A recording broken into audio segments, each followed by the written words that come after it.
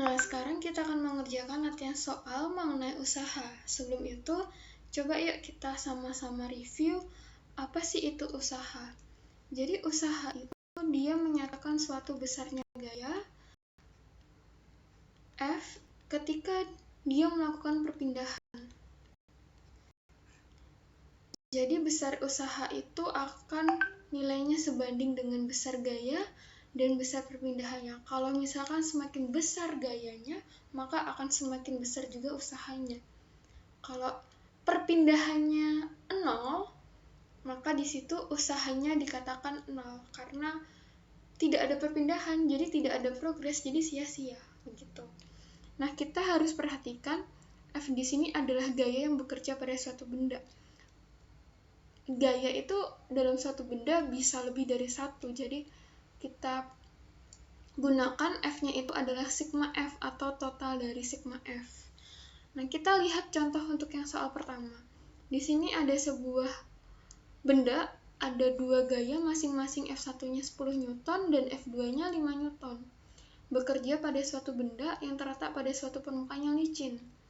Jika benda berpindah ke kanan sejauh 4 meter, tentukan usaha yang dilakukan oleh kedua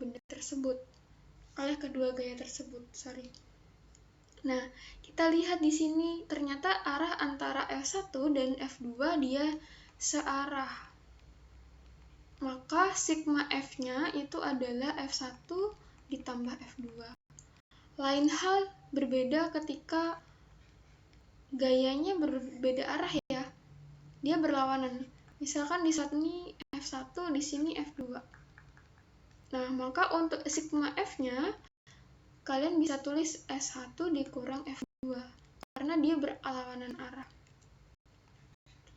Nah, sekarang selain daripada gaya, diketahui juga ada S-nya atau perpindahannya dia sejauh 4 meter.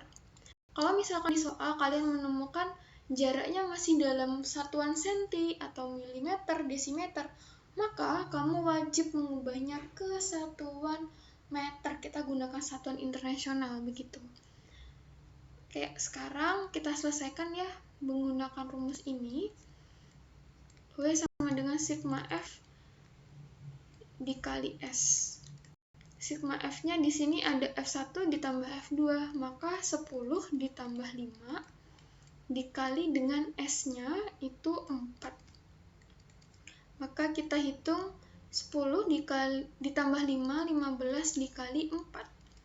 Jadi 15 dikali 4 sama dengan 60.